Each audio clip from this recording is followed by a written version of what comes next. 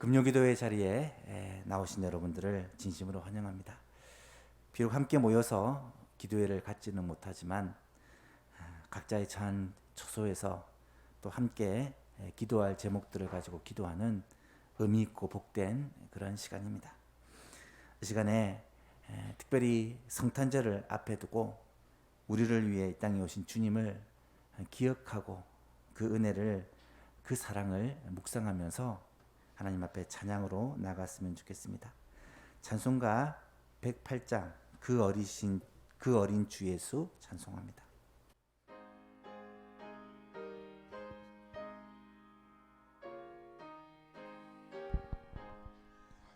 그 어린 주 예수 늘 자리 없어 그 귀하신 몸이 구유에 있네. 저 하늘 별들이 반짝이는데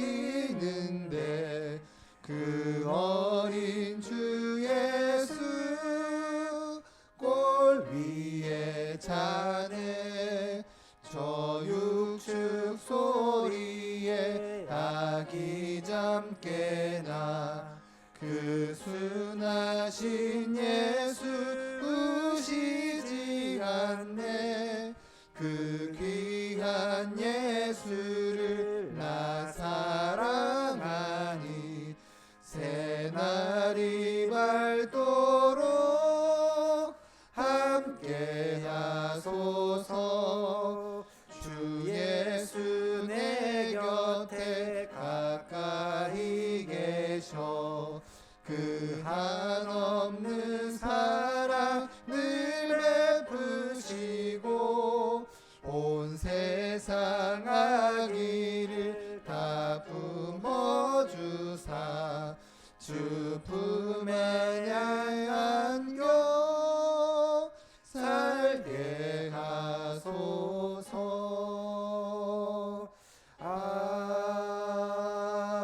아멘.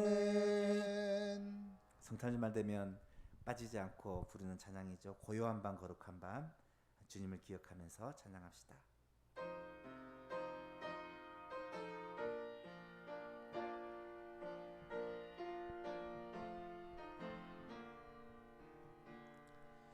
고요한 밤 거룩한 밤 어둠에 묻힌 밤 주의 부모 앉아서 감사기도 드릴 때 아기 잘도 잔다.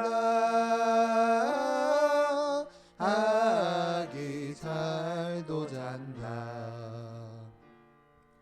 고요한 밤 거룩한 밤 영광이 들린 밤 천군 천사 나타나 기뻐 노래 불렀네. 구주나셨도다. 구주나셨도다. 고요한 밤 거룩한 밤 동방의 박사들 별을 보고 찾아와 굴어 경배 드렸네. 구주나셨도다. 구주나셨도다. 고요한 밤 거룩한 밤 주 예수 나신 밤 그의 얼굴 광채가 세상 빛이 되었네. 구주나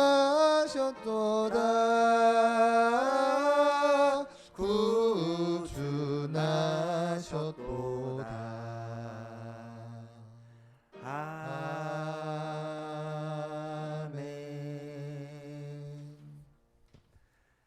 우리를 위해 이 땅에 오신 주님을 생각하면서 이 시간 주님께 대한 사랑을 고백하며 나갔으면 좋겠습니다. 주 예수보다 더 귀한 것은 없네. 찬양합시다.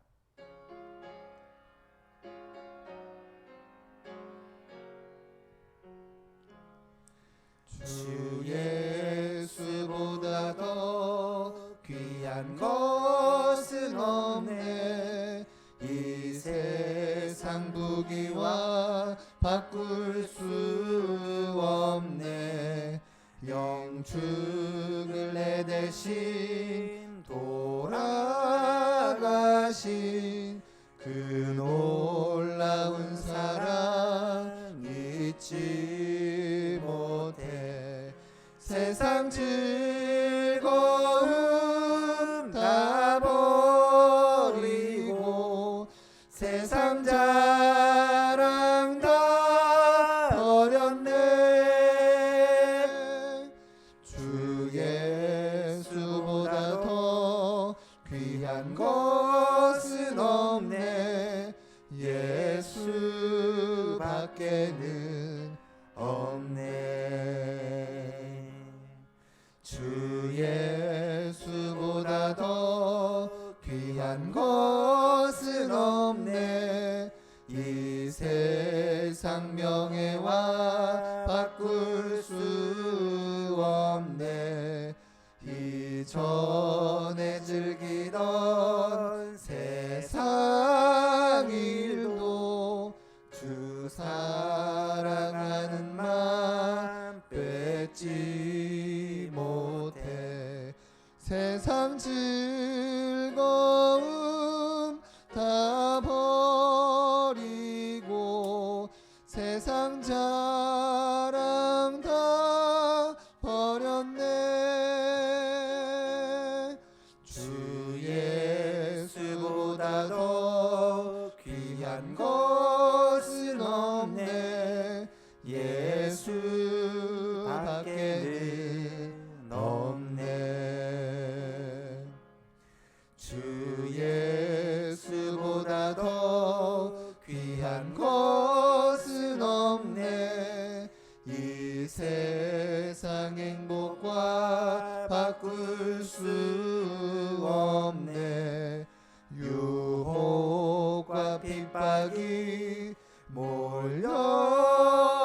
몰려와도 주 섬기는 내 맘 변치 않아. 세상 즐거움 다 버리고 세상 자랑 다 버렸네. 주 예수보다 더 귀한 것은 없네. 예수밖에는 없네.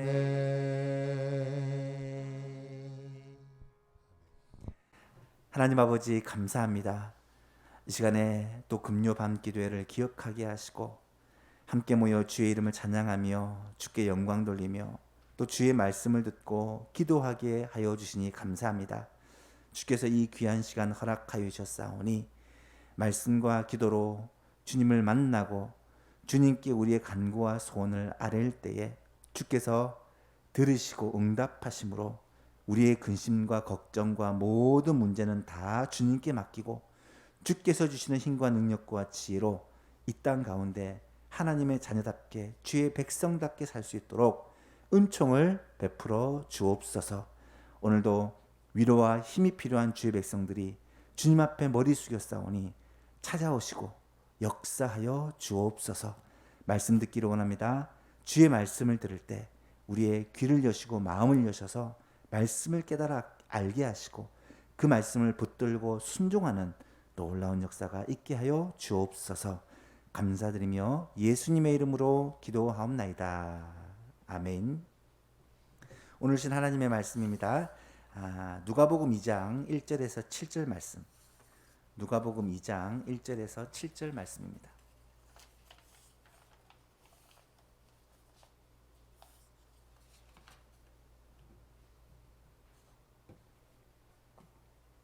누가복음 2장 1절부터 7절까지의 말씀을 한 절씩 교독하시겠습니다. 그때에 가이사 아구스토가 영을 내려 천하로 다 호적하라 하였으니 이 호적은 구레뉴가 수리아 총독이 되었을 때 처음 한 것이라. 모든 사람이 호적하러 각각 고향으로 돌아가매 요셉도 다윗의 집 족속이므로 갈릴리 나사렛 동네에서 유대를 향하여 베들레헴이라 하는 다윗의 동네로. 그 약혼한 마리아와 함께 호적하러 올라가니 마리아가 이미 잉태하였더라. 거기 있을 그때 해산할 날이 차서 함께 있습니다. 첫 아들을 낳아 강보로 싸서 구유에 누였으니 이는 여관에 있을 곳이 없음이로라. 아멘. 오늘 새벽에 새벽 기도를 하러 나오는데 온 세상이 눈으로 덮여 있는 것을 보았습니다. 해마다 이때쯤 되면 성탄절을 앞두고 거리마다 캐롤이 울려 퍼지고 트리로 건물마다 장식이 되어 있고 그렇게 성탄 분위기를 느낄 수 있는데 올해는 그런 분위기를 전혀 느낄 수가 없습니다. 시내를 안 가봐서 모르겠지만 시내에도 아마 트리 하는데 돈을 쓰지 않았을 거고요. 거리를 지나다녀도 캐롤이 거의 울려 퍼지지 않습니다. 분명히 주님이 오신 날인데 세상은 여러 가지 이유로 즐거워하는 그런 크리스마스가 되어버렸죠. 하지만 올해는 잠잠합니다. 조용합니다. 어떻게 보면 좀 우울합니다. 그런데 이럴 때 우리 성도들과 교회는 주님의 오심을 다시 한번 생각해야 되겠다라는 그런 마음을 갖게 되었습니다. 그렇습니다. 세상에 빼앗겼던 성탄절을 우리가 다시 찾아야 될 그런 때가 아닐까 생각합니다. 많은 교회에서는 트리를 하지 않는다고 합니다. 왜냐하면 성도들이 오지를 못하기 때문에. 또 많은 교회에서는 성탄절을 그냥 조용히 지낸다고 합니다. 여러분, 성탄절은 그냥 조용히 넘어갈 수 있는 그런 날이 아닙니다. 이럴 때일수록 우리는 예수님이 이 땅에 오신 것이 얼마나 놀라운 복인가, 그리고 예수 그리스도께서 이 땅에 오신 사건이 얼마나 위대한 사건인가를 다시 한번 기억해야 할 것이고요. 그 소식을 힘있게 전해야 할 것입니다. 뿐만 아니라 주님이 낮고 천한 이 땅에 오신 사건, 어떻게 보면 가장 암울한 시기에 가장 암울한 땅이었던 유대 베들레헴, 로마의 식민지, 그 땅 가운데 자기 백성에게 찾아오심으로 주님께서 이루셨던 그 놀라운 구원의 역사를 우리가 한 번 더 되새겨 봐야 하지 않을까 생각합니다. 그래서 조용한 성탄절을 보내는 올해 하나님의 말씀을 통해 이 성탄의 의미를 함께 새기고 또 우리가 붙들어야 될 것, 기도해야 될 것을 붙잡았으면 좋겠다라는 마음으로 오늘부터 오는 주일, 그리고 다음 주 수요일, 그리고 성탄절 당일까지 해서 4번에 걸쳐 이 성탄에 대한 메시지를 여러분과 함께 나누고자 합니다. 오늘은 그 첫 시간으로 가장 낮은 자리로 오신 예수님에 대해서 말씀을 생각해 보고자 합니다. 우리는 흔히 예수님의 탄생에 대한 이야기가 사복음서에 다 나올 것이다 라고 생각하지만 실제로 예수님이 탄생하는 장면을 기록한 성경은 누가복음밖에 없습니다. 마태복음에는 동방에서 박사들이 예수님께 경배하는 장면이 나오긴 하지만 그때는 예수님이 막 태어났었을 때가 아니고 아마 태어난 지 상당히 시간이 지난 후, 적어도 8일 만에 할례를 받고 30일이 지나서 정결 예식을 마친 후가 아닐까라고 생각을 합니다. 왜냐하면 동방에서 박사들이 찾아와 집에 들어가 마리아와 함께 있는 아기 예수께 영접 경배했다라는 것으로 보아 이 마구간이 아니라 집이라는 것을 알 수 있고요. 또 헤롯이 별이 나타난 때를 기준으로 해서 2살 아래에 있는 아이를 다 죽인 것으로 보아 예수님이 막 태어난 때는 아니었다라는 것을 알 수가 있습니다. 더구나 예수님을 데리고 요셉이 급히 애굽으로 도망을 갑니다. 여러분, 갓난아기를 데리고 먼 길을 여행하는 건 불가능한 일이죠. 아마도 적어도 예수님이 한 100일 정도는 됐을 때 그렇게 도망가지 않았을까, 그렇게 추측을 합니다. 마가복음과 요한복음에는 예수님의 탄생 소식이 없느냐, 아예 예수님의 공생의 시작인 세례받는 것부터 시작을 하고 있습니다. 그래서 사복음서가 감사하죠. 4가지 복음서가 있기 때문에 예수님에 대해서 다양한 각도로 다양한 모습을 그렇게 기록하고 서로 보완을 하고 있는 것이 감사합니다. 그런데 첫 번째 크리스마스를 기록한 이 누가복음을 읽어보면 예수님의 탄생의 모습이 축제가 아니라는 거예요. 어떻게 보면 참 차분하고 어쩌면 우울하고 좀 슬프기까지 한 그런 탄생입니다. 어쩌면 올해 크리스마스와 비슷한 분위기인지도 모르겠습니다. 아기가 막 태어났습니다. 그런데 그 아기가 어디서 태어났냐면 방이 아닌 마구간에서 태어났습니다.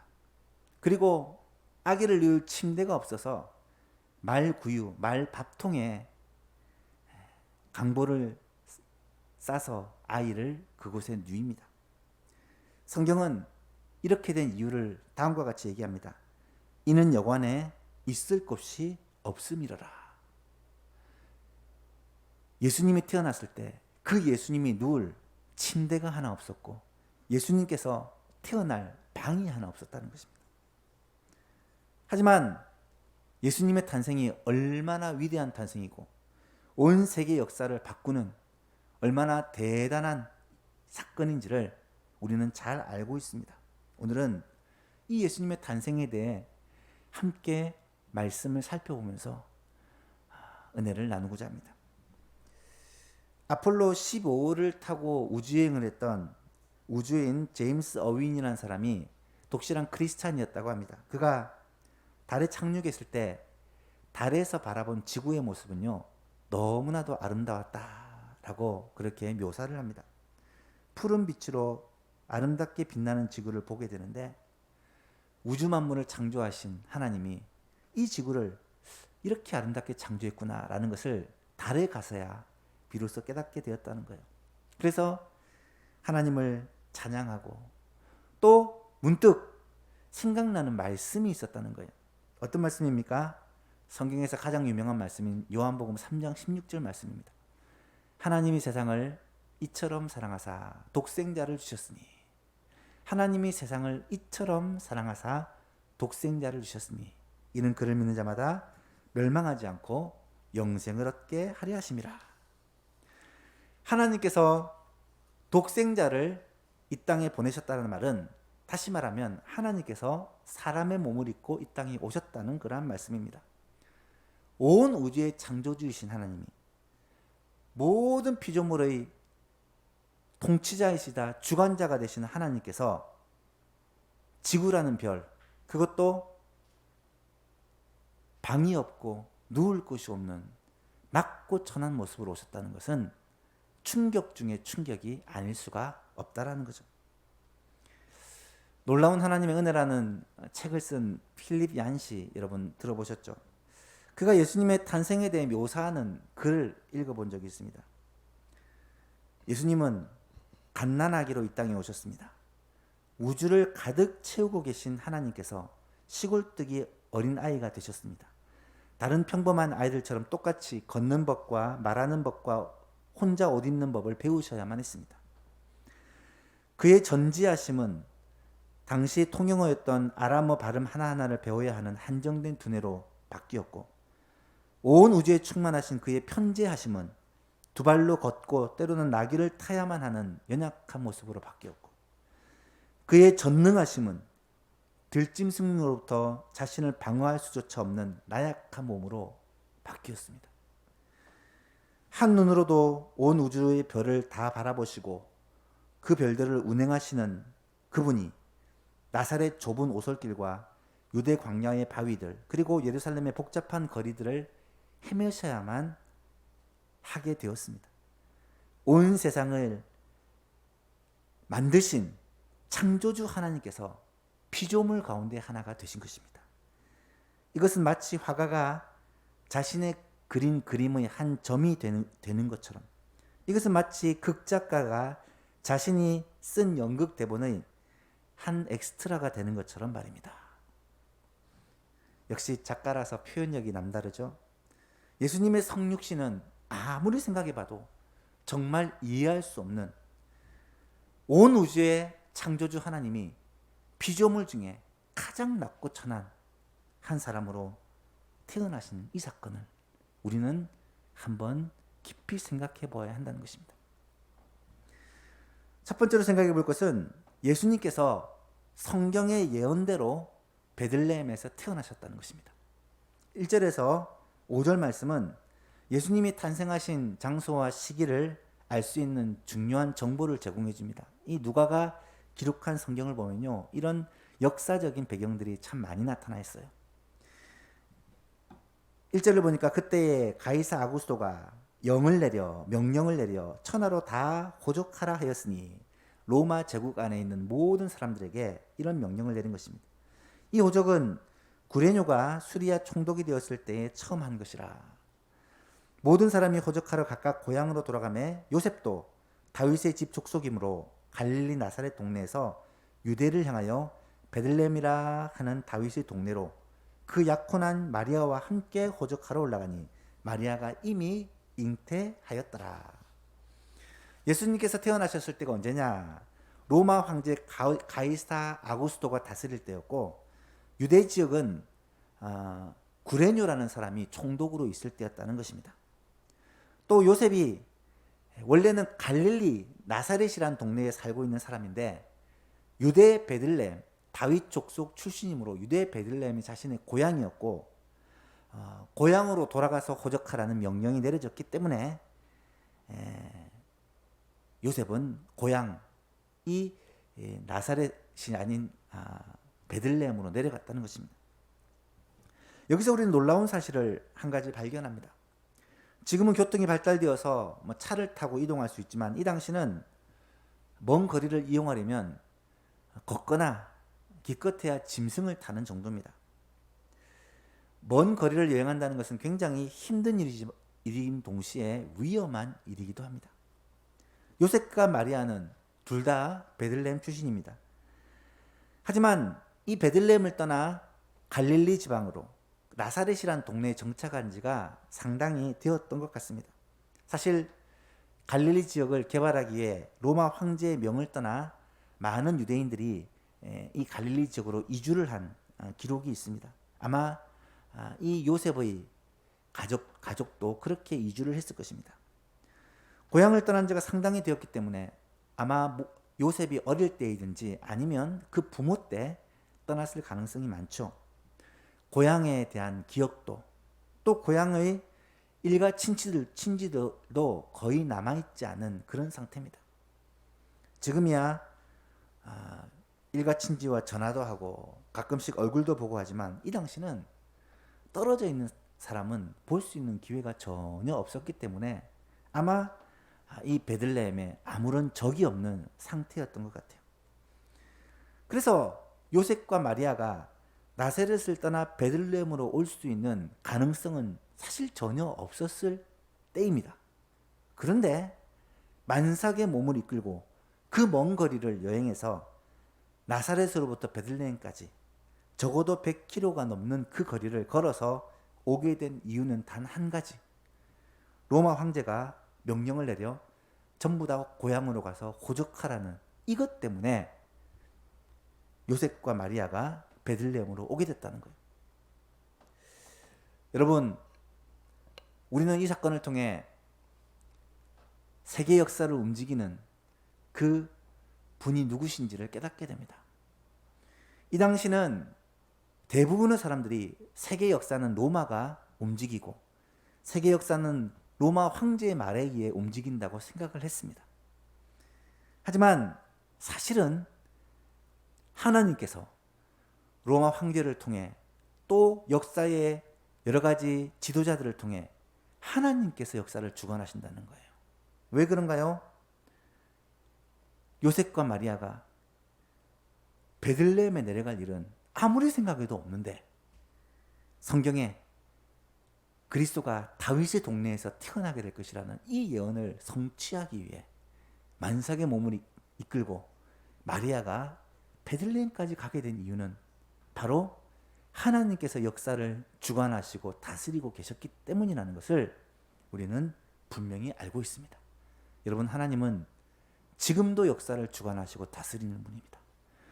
이런 코로나 사건도 우리가 볼 때는 재앙이요, 상상할 수 없는 일이지만 하나님은 이 전염병을 통하여 지금도 하나님의 뜻을 이루시고 하나님의 계획을 이루어가고 계신다라는 것을 우리는 깨달아야 합니다.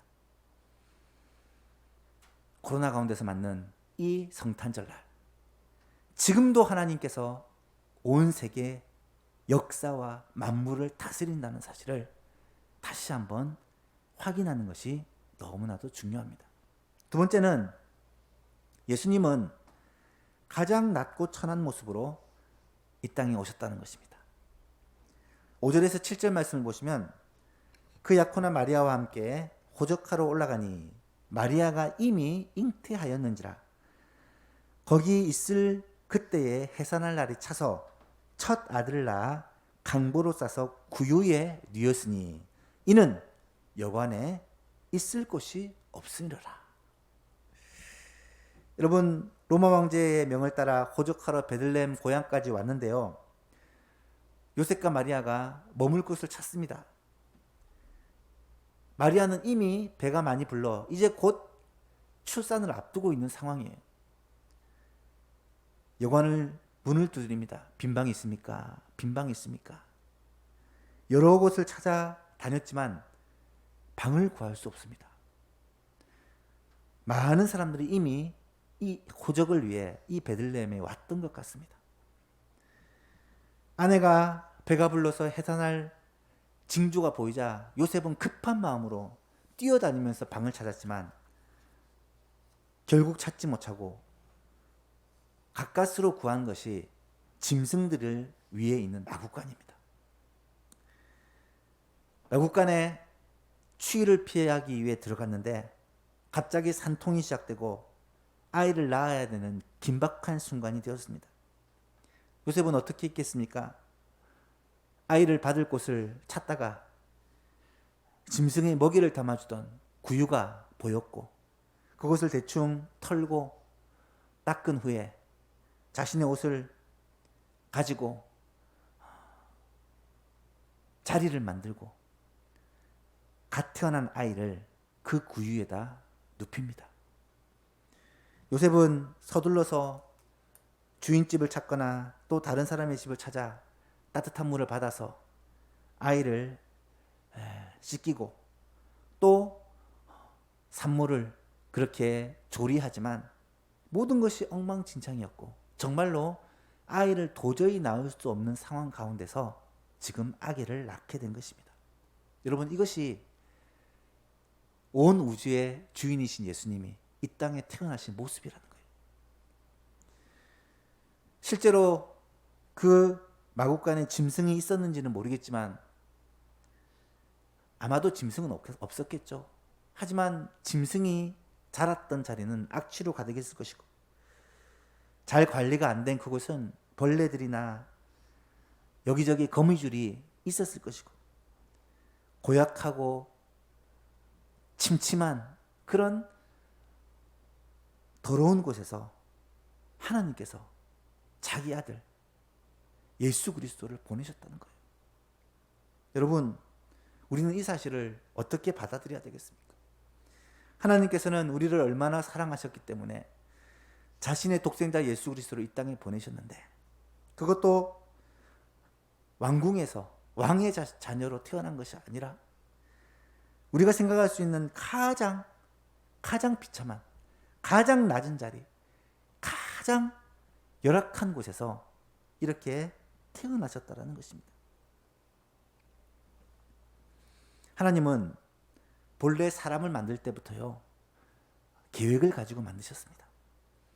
하나님은 사람을 그냥 만든 게 아니라 자신의 형상을 따라 만드셨어요.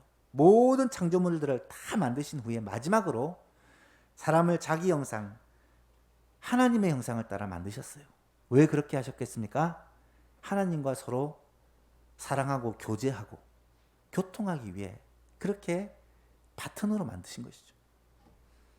그런데 우리가 아는 바와 같이 사람은 그 하나님의 의도와 뜻을 버리고 불순종하여 타락하고 맙니다.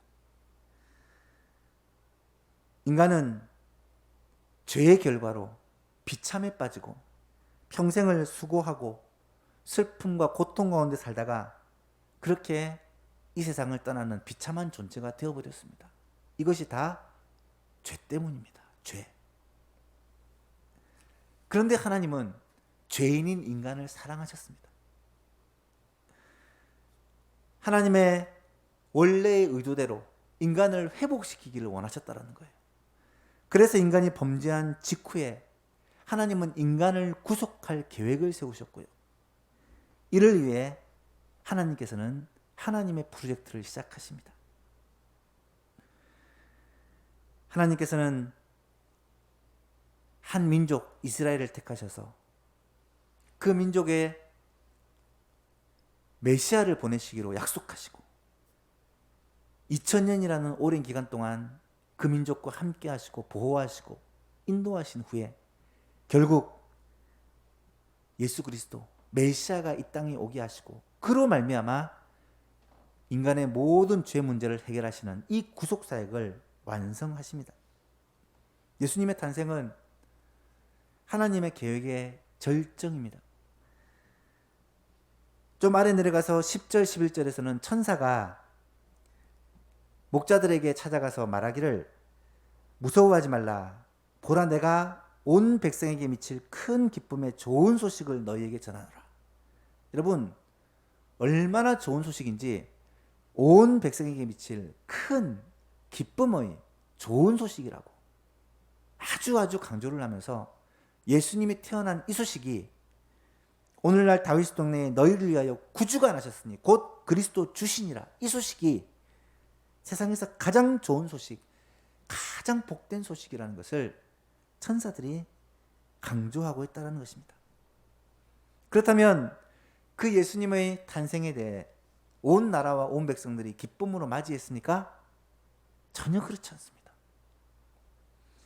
예수님의 오심을 알지도 못했고 헤롯은 죽이려고 했고 백성들은 철저히 무시합니다. 요한복음 1장 9절 이하에 보니까 참빛 곧 세상에 와서 각 사람에게 비추는 빛이 있었나니 그가 세상에 계셨으며 세상은 그로 말미암아 지은 바 되었으되 세상이 그를 알지 못하였고 자기 땅에 오매 자기 백성이 영접하지 아니하였으나 자기 땅에 왔으나 자기 백성이 영접하지 아니하였다는 거예요. 오늘 본문에 그 많은 여관 중에 예수님이 머물 여관이 없었고요. 그 많은 방들 중에 예수님을 누일 수 있는 방이 없었고요. 예수님은 철저하게 배척을 당하시고 철저하게 외면을 당하셨다는 거예요. 6절과 7절을 보시니까 거기 있을 그때의 해산할 날이 차서 첫 아들을 낳아 강보로 싸서 구유에 뉘었으니 이는 여관에 있을 곳이 없음이로라. 여러분 어떻게 이럴 수가 있을까요? 말씀을 묵상하면서 저는 그런 생각을 했습니다. 아니 아무리 그래도 그렇지 산모가 아기를 낳는데 주인이라면 자기 방이라도 내주어야 정상이 아닐까요? 그런데 놀랍게도 성경에는 그런 내용이 전혀 나타나지 않고 있어요. 자기 땅에 오매 자기 백성이 영접하지 아니하였다.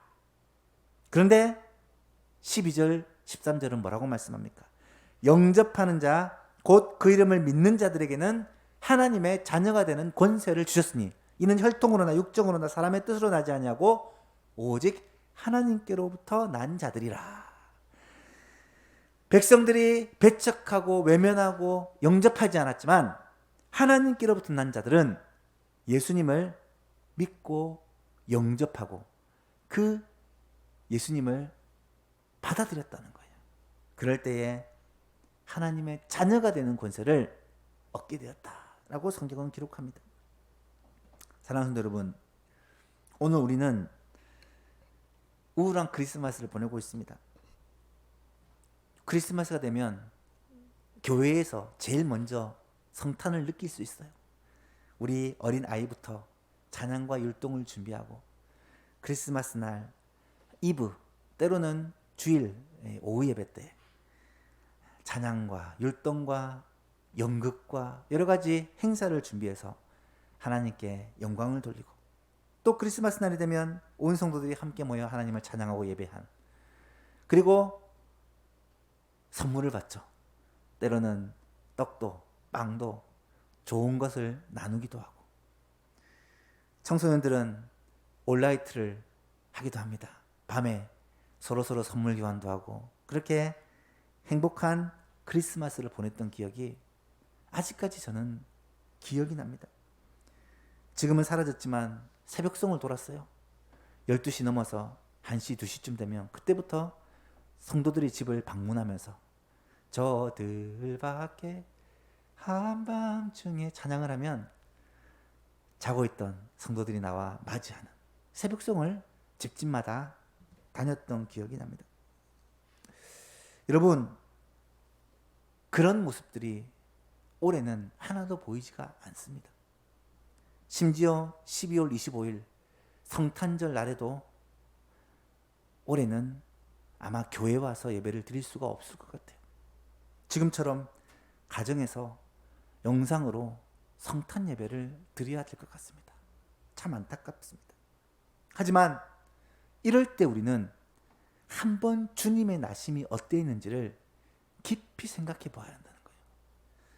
주님의 나심은 화려한 축제 현장에서 많은 사람의 환호 속에 태어난 것이 아니라 철저히 배신을 당하고 버림을 당하고, 아니 외면과 무관심 속에서 태어났고요.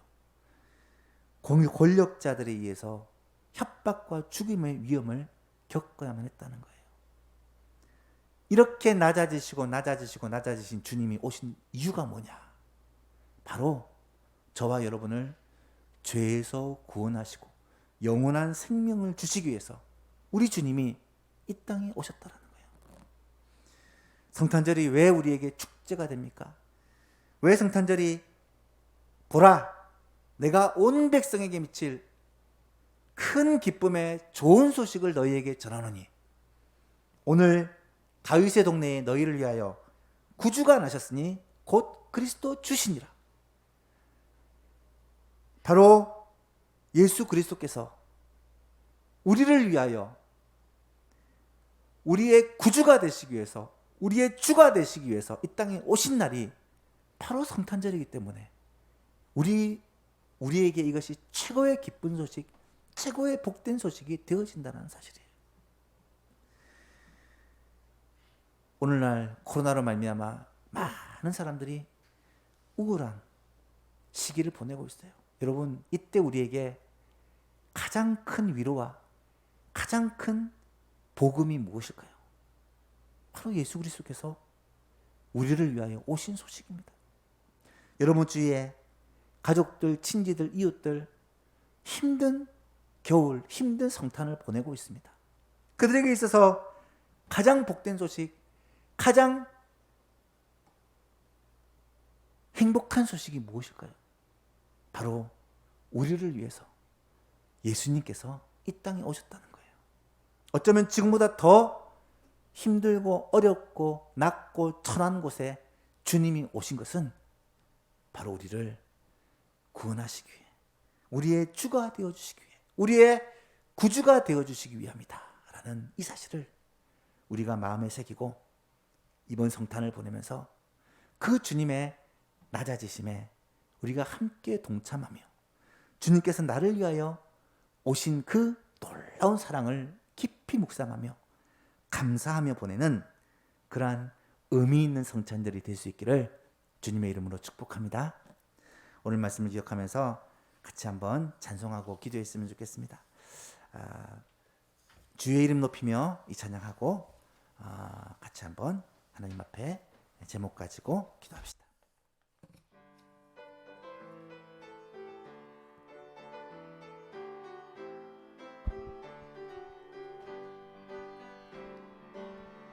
주의 이름 높이며 주를 찬양하나이다.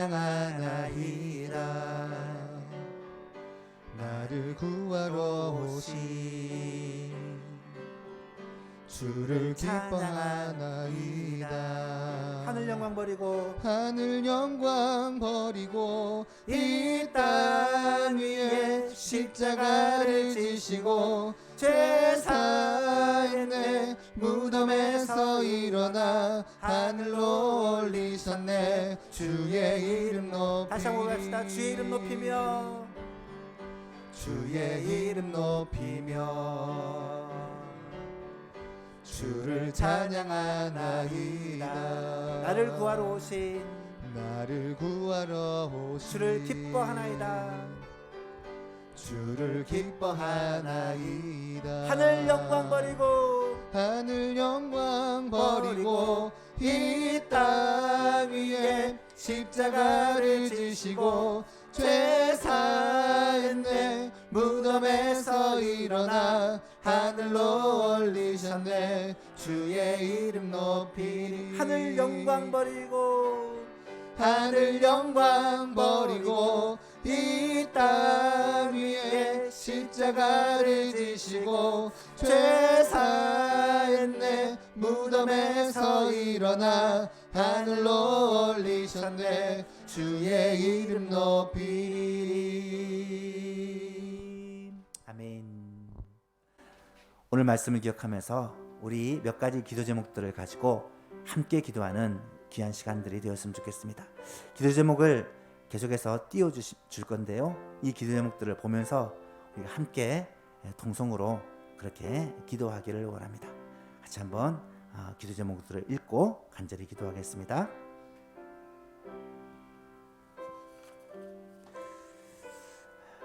같이 한번 기도했으면 좋겠습니다. 오늘 말씀을 먼저 붙들고 기도합시다. 예수님은 성경의 예언대로 베들레헴에서 태어나셨습니다. 예수님이 베들레헴에서 태어난 것은요, 평범한 일이 아니라 기적입니다. 하나님이 지금도 세상 역사를 주관하시고 다스리신다는 증거입니다.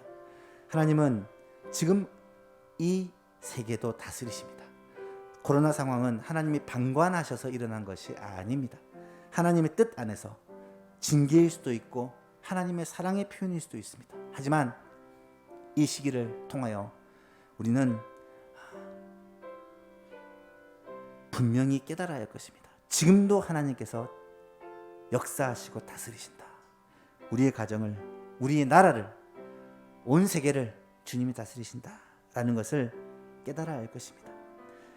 두 번째는 예수님은 가장 낮고 천한 모습으로 오셨습니다. 바로 나를 구원하시기 위해서, 나의 구주가 되어주시기 위해서, 나의 주가 되어주시기 위해서 가장 낮고 천한 마국간에서 말구유에서 태어나셨습니다. 가장 낮은 자리에서 주님을 만나는 그런 성탄절이 되기를 원합니다. 나를 위하여 이 땅에 오신 가장 낮아지신 그 주님을 묵상하고 그 은혜에 감사하며 찬양하는 그런 성탄절이 되기를 원합니다. 우울한 성탄절이지만 오히려 주님을 더 깊이 묵상하는 성탄절이 되었으면 좋겠고요. 기뻐하며 즐거워하며 흥분하다가 그냥 흘러가는 성탄절이 아니라 성탄의 주인이신 예수 그리스도, 그분의 오심을 주목하고 묵상하며 깊이 생각하는 그러한 성탄절이 될 수 있도록 하나님 은혜 베풀어 주옵소서. 우리의 소망교회도 그렇게 이 성탄을 보낼 수 있도록 말씀을 묵상하고 주님을 묵상하고 아기 예수님을 진정으로 기뻐하고 환영하는 그러한 성탄이 될 수 있도록 은혜 베풀어 달라고 우리 통성으로 한번 기도했으면 좋겠습니다. 기도하겠습니다.